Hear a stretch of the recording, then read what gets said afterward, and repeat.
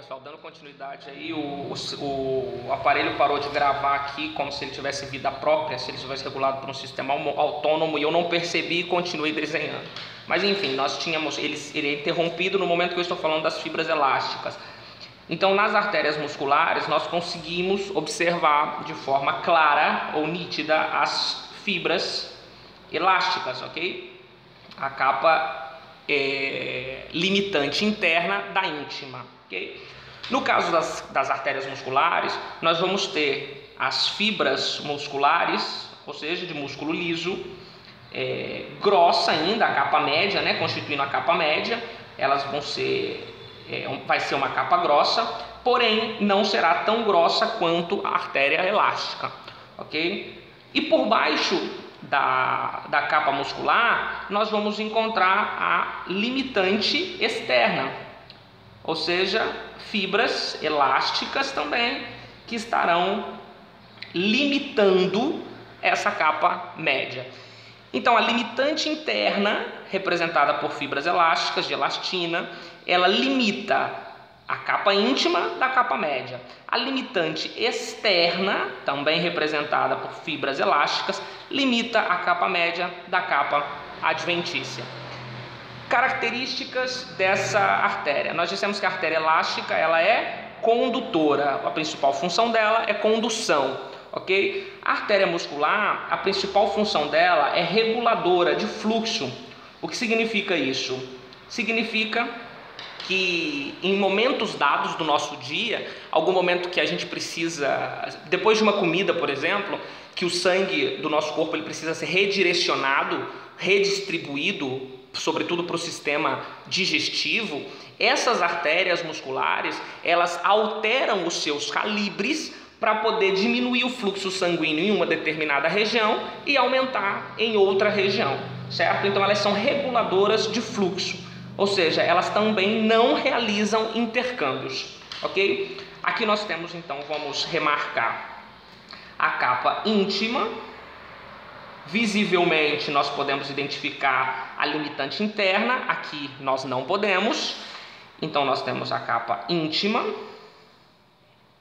representada por endotélio, lâmina basal, capa subendotelial e limitante interna. Por baixo da limitante interna até a adventícia, nós temos a capa média. Está representada a capa média pela capa muscular e pela limitante externa. E aqui nós temos a adventícia, que no caso da artéria muscular também não tem nenhuma particularidade. Ela é igualzinha na descrição geral que nós fizemos, né? Ou seja, uma capa serosa, que possui tecido conectivo, ou melhor dito, constituída de tecido conectivo, onde nós podemos encontrar os vasas vasorum e os nervis vasculares ou nervos vasorum, ok? Vamos pular da artéria muscular para as artérias pequenas, certo? Vamos ver as artérias pequenas. A artéria pequena, como seu próprio nome diz, ela é pequena, ela está representada aqui por uma luz. Essa luz possui um endotélio constituído por epitélio simples plano. Por baixo desse epitélio nós vamos encontrar a lâmina basal. Por baixo dessa lâmina basal nós vamos encontrar a capa subendotelial. E por fora dessa capa subendotelial, nós vamos encontrar a limitante interna, que no caso das artérias pequenas, nós também podemos ver, ok?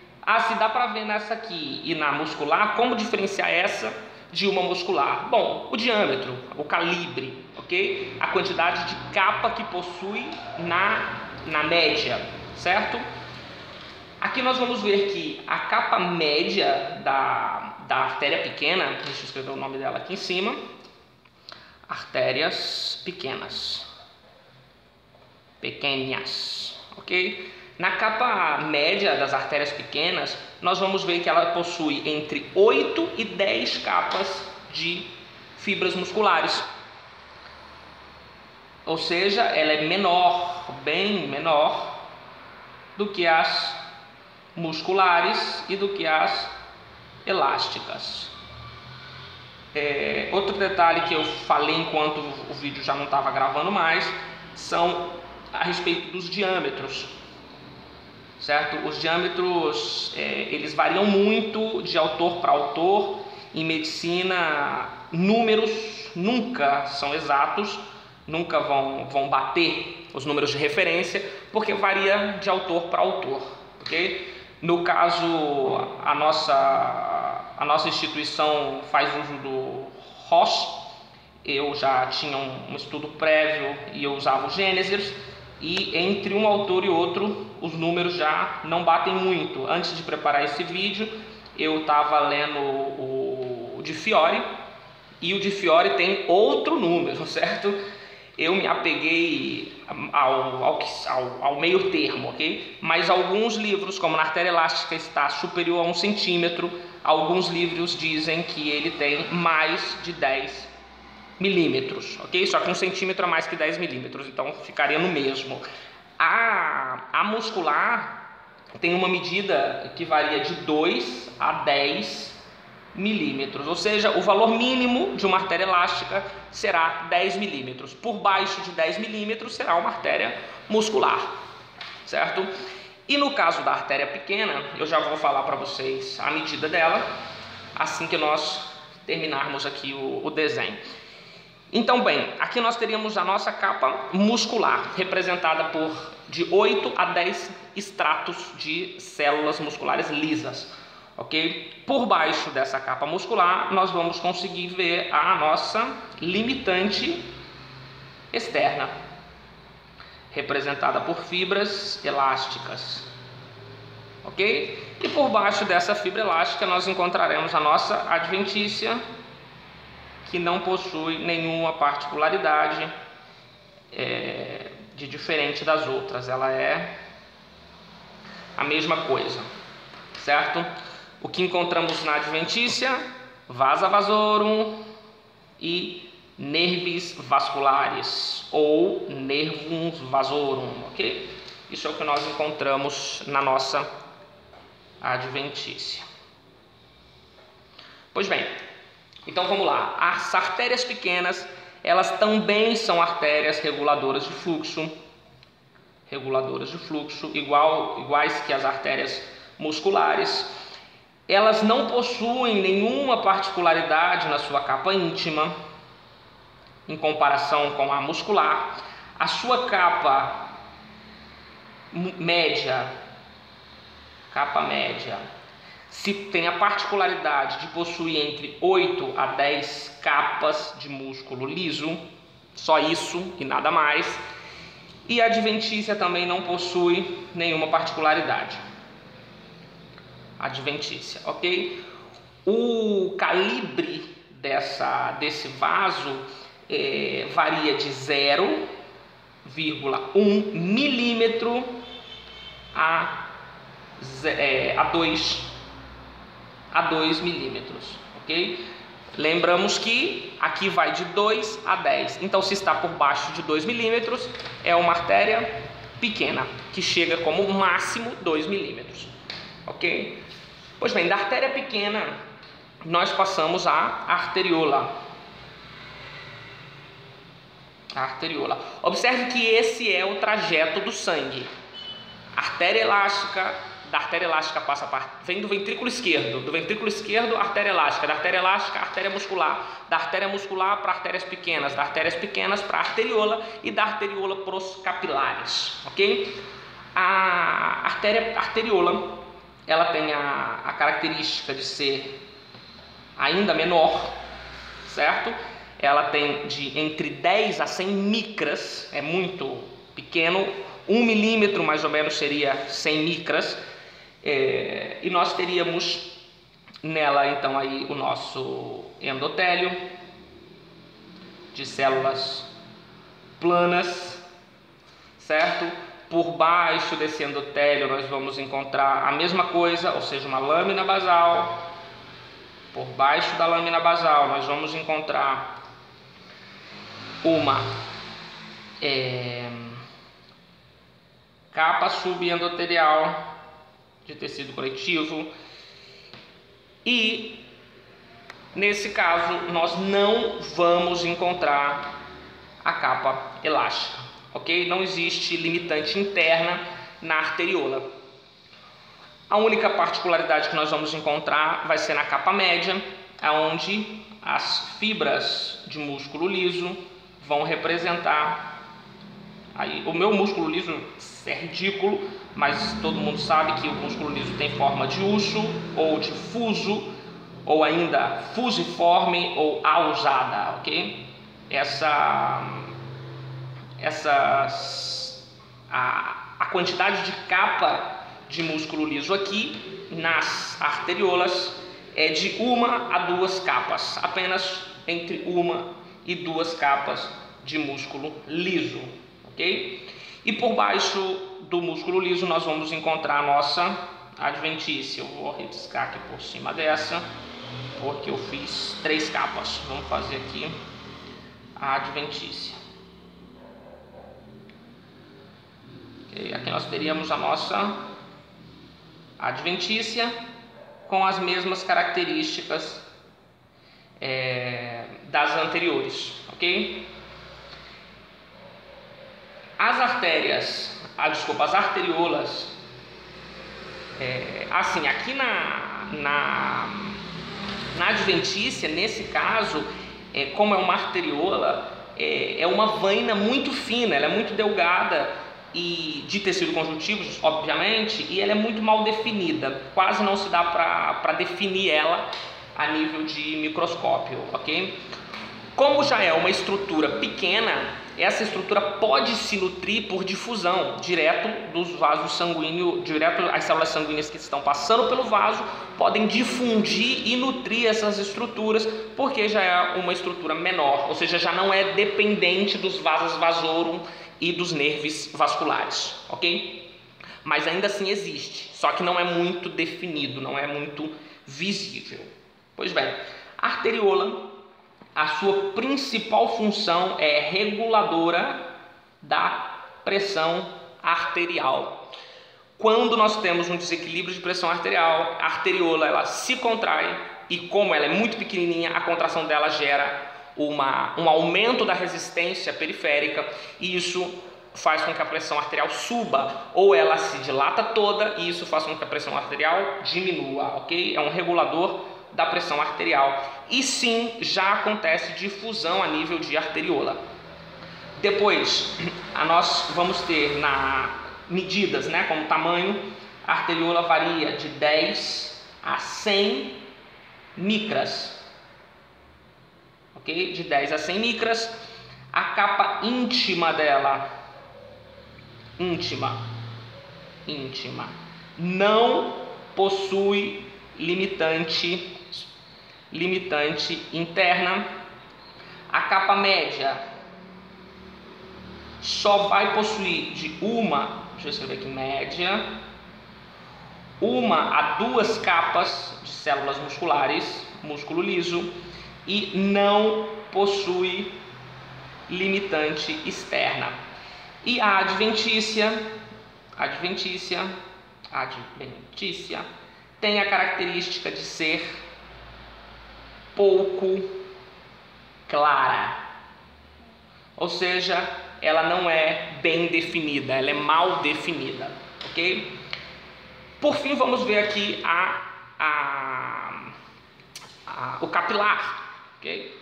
O capilar, ela é a menor estrutura do sistema, e os capilares, eles se dividem, deixa eu colocar aqui capilar, ou capilares.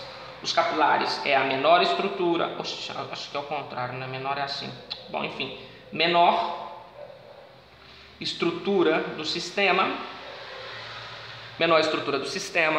também é um regulador da pressão arterial, mas a principal função dela é a difusão de nutrientes, dos elementos que entram e saem dos vasos sanguíneos, mede aproximadamente de 4 a 10 micras, é muito pequeno, e eles estão representados por uma única capa. Eu vou fazer aqui, essa seria a luz do capilar, e uma capa de células endoteliais, ok? Uma capa de células endoteliais e uma membrana basal que em algumas ocasiões não se pode ver, mas tem uma capa de membrana basal. E é só isso, mais nada. Ou seja, o capilar só possui um endotélio e uma membrana basal, ok? Como se nutre? Por difusão, porque é uma estrutura muito pequena. E os capilares, eles se classificam em contínuos, em fenestrados e em sinusoides, ok? Os capilares contínuos, eles são mais abundantes nas barreiras do nosso corpo. Por exemplo, na barreira hematotesticular, onde existem estruturas que estão no testículos e que não podem entrar em contato com o sangue, ou vice-versa, porque você imagine que o espermatozoide, ou espermatocito, é uma célula que possui metade do material genético. Ainda que ele é do nosso corpo, se ele entrar em contato com a circulação sanguínea, vai gerar uma resposta autoimune. O sistema imunológico vai falar: que porra é essa? Desconhece aquilo e vai gerar uma resposta autoimune que pode levar até a esterilidade. Então os capilares contínuos, eles constituem as barreiras. Como são a barreira hematoencefálica, a barreira hematoplacentária e a barreira hematoencefálica no sistema nervoso central, ok? Constituídos por capilares contínuos. Esses capilares contínuos, eles evitam o intercâmbio simples de substâncias, ou seja, é extremamente seletivo o que entra e o que não entra. Os capilares fenestrados já são capilares que possuem receptores específicos para determinadas coisas, e eles favorecem ou facilitam a absorção, a reabsorção e a resorção de nutrientes. Portanto, esses capilares fenestrados abundam no sistema digestivo e no sistema renal, ok? Que são as estruturas no intestino por onde nós recebemos os nossos nutrientes e nos rins por onde nós excretamos os nossos excessos, ok? E os sinusoides, por sua vez, são estruturas muito particulares. Nós vamos encontrar eles sobretudo no fígado. Tem um vídeo de fígado aí, eu falo sobre sinusoides. O sinusoide, ele está constituído, pode-se dizer que pelas paredes das células, as células em fileiras assim e do outro lado, e ela não teria fundo, digamos, o sangue passa por esses sinusoides, entende? Entre as paredes celulares. Essas células estão extremamente unidas por nexos e por uniões juxtas, ok? Bom, isso seria arterial, ok? Vamos ver venoso. Deixa eu pegar aqui rapidinho. O sistema venoso, ele é bem simples. Eu não me lembro se eu mencionei, mas o endotélio, onde estaria o endotélio, ele possui a característica de ter uma permeabilidade seletiva, ok? Pois bem, vamos ver as veias. Venas, ok? As veias se classificam em grandes, médias, pequenas e vênulas, certo? As veias grandes, as grandes veias, elas se caracterizam por ter mais ou menos as mesmas características da artéria grande. Ela possui uma luz muito ampla luz, ok?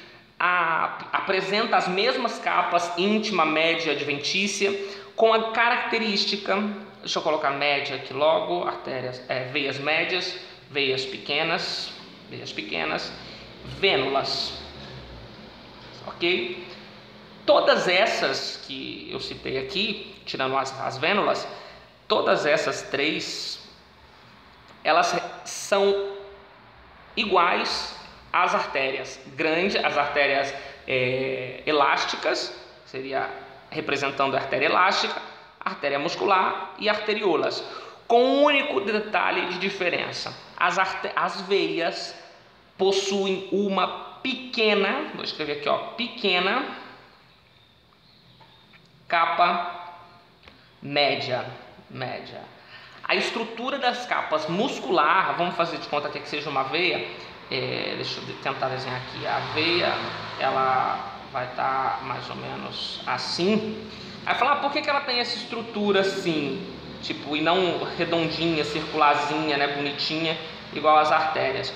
Justamente porque ela não tem uma boa estrutura muscular. São uma estrutura calibrosa, ela tem uma luz muito ampla, só que a quantidade de capa muscular que ela possui é muito pouca. E essas capas musculares são as capas que dão resistência, né, que garantem que os vasos sanguíneos fiquem com um tônus adequado, em um estado de semicontração. E isso não existe nas veias. Então as veias tendem ao colapso, elas tendem a fechar, ok? Então os grandes vasos, a característica dele, ou seja, tem uma íntima normal, com endotélio, com lâmina basal, um subendotélio. A capa média dela vai ser muito mais fina, de músculo liso, vai ser delgada. E a adventícia é a capa mais grossa. A adventícia, no caso das veias, ela é a capa mais grossa de todas, certo? Vamos representar aqui, ó. Essa seria a adventícia. Certo? É a capa de maior calibre. Aqui nós teríamos a média e a íntima. Ok? A estrutura média, as artérias de mediano calibre, possui as mesmas características, só que aqui a capa média dela muscular é ainda menor do que as artérias grandes, ok? Desculpa, que as veias grandes. As veias grandes devem possuir acho que são até 10, o máximo de 10 capas, e a média vai possuir menos do que isso, ok? Também possui uma adventícia bastante grande e o diâmetro dela varia de 1 a 10 milímetros, ok? No caso das artérias grandes, deixa eu colocar aqui a grande, vai ser de 10 a 1 centímetro, ou seja, de 10 milímetros a 1 centímetro. Aqui vai ser de 1 milímetro a 10 milímetros e tem uma capa média menor do que as veias grandes e a adventícia ampla. As veias pequenas têm a característica de 0,1 milímetro a 1 milímetro. Possui na capa média dela íntima normal, igual toda a descrição que a gente já fez. A capa média dela vai possuir de 2 a 3 capas de músculo liso, ok? Muito similar às arteriolas, ok? De 2 a 3 capas.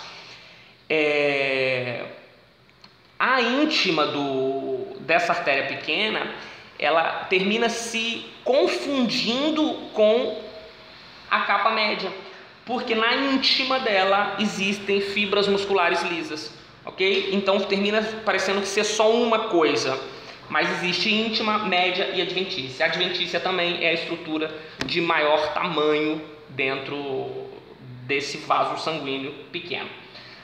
As vênulas, por sua vez,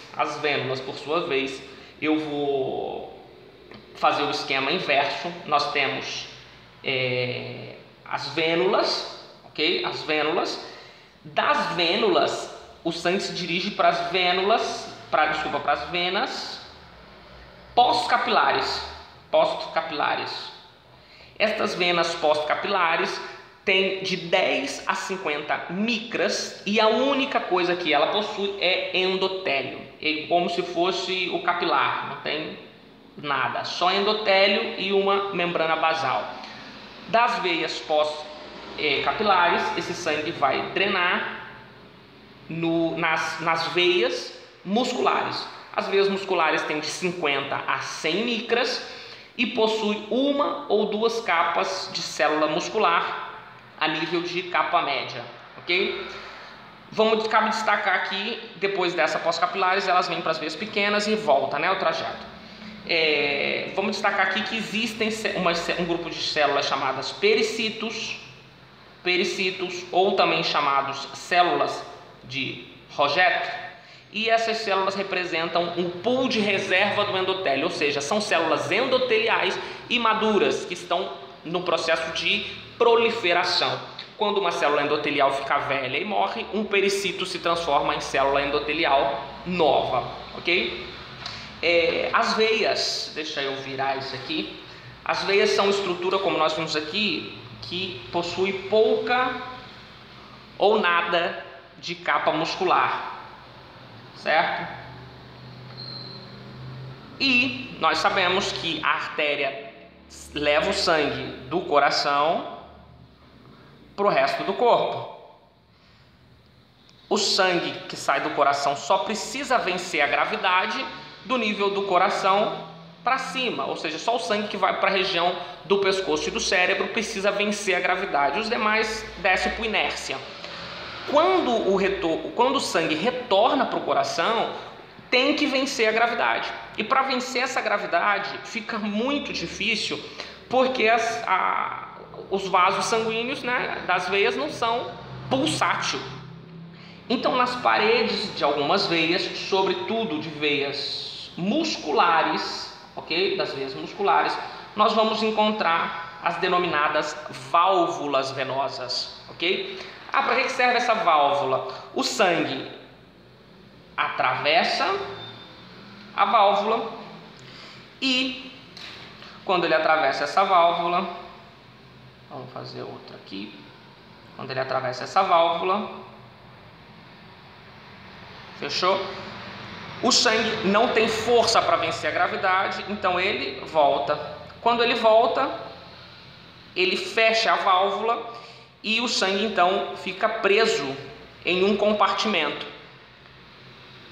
Outra levada de sangue vem, abre a válvula, sobe. Quando volta, a válvula fecha. E assim o sangue vai subindo como se ele estivesse subindo uma escada. O que faz o sangue abrir essa válvula e o que faz o sangue regressar? Essas válvulas, elas estão controladas principalmente pelo sistema muscular esquelético. Ou seja, essas válvulas elas estão localizadas sobretudo nos membros inferiores, ok? Imagine que nós temos aqui os nossos gastrocnêmicos, que são os músculos da batata da perna, né? Ou os gemelos em espanhol, nós temos eles aqui. Quando a gente caminha, contrai esse músculo, a contração desse músculo oprime o vaso. Se nós lembrarmos que são vasos que têm pouca estrutura muscular e que tendem ao colapso, então eles apertam, os gastrocnêmicos, como exemplo, eles apertam a parede do vaso, e quando aperta a parede do vaso, faz com que o sangue suba para o compartimento superior, ok? Então, caminhar, fazer uma perninha aqui, caminhar é uma excelente opção para melhorar a circulação periférica, a circulação corpórea, melhora o retorno venoso, digamos assim. Quando esse sangue chega a nível de cavidade abdominal, quando ele chega na cavidade abdominal, não existe mais válvulas na cavidade abdominal. Só que a cavidade abdominal, com os movimentos respiratórios, inspiratórios e expiratórios, gera um fenômeno chamado fenômeno de Valsalva, também conhecido como uma manobra semiológica de Valsalva, que consiste em aumentar a pressão intraabdominal e com isso diminui a pressão intratorácica e vice-versa, aumenta a pressão intratorácica, diminui a abdominal. E com isso também se exerce uma força sobre os grandes vasos do abdômen e faz com que o sangue suba sempre em sentido da aurícula direita. E a nível da veia cava lá na aurícula direita, nós já falamos disso, existe uma válvula chamada válvula de Tebessio. Essa válvula impede que o sangue da aurícula volte pela veia cava, ok? Pois bem, por isso que também é muito importante essas pessoas aí que viajam de avião a grandes distâncias, por exemplo, Brasil, Sydney, Brasil, Austrália, por exemplo, essa viagem de 17 horas, é importante que ao longo da viagem os passageiros caminhem dentro do avião e não fique só parado, porque ficar essas 17 horas na mesma posição, com os membros inferiores parados e dirigidos para baixo, o sangue não está voltando. E nós temos que lembrar que, nós não estudamos isso ainda, mas é bom recalcar que a parede dos vasos é rico em fator trombogênico, e quando o sangue entra em contato com esses fatores trombogênicos, eles se ativam e formam trombos. Já aconteceu, não é nada raro de se acontecer, pessoas que fazem viagens muito longas e quando chega no seu destino, que levanta, dá 3 passos e sofre um tromboembolismo pulmonar. Às vezes pode sofrer até um tromboembolismo mais distante, que a nível de pulmão, como um AVC por um trombo, mas geralmente um trombo de um AVC é um trombo intramural, que esse trombo sairia daqui, passaria pelo pulmão e dificilmente chegaria às paredes cardíacas para depois ir para o cérebro para fazer um AVC. Mas enfim, é muito importante o movimento, a movimentação, para evitar esse tipo de lesão. Okay? Bom, acredito que isso seja tudo de cardiovascular e de histologia. Obrigado por assistir. Até a próxima.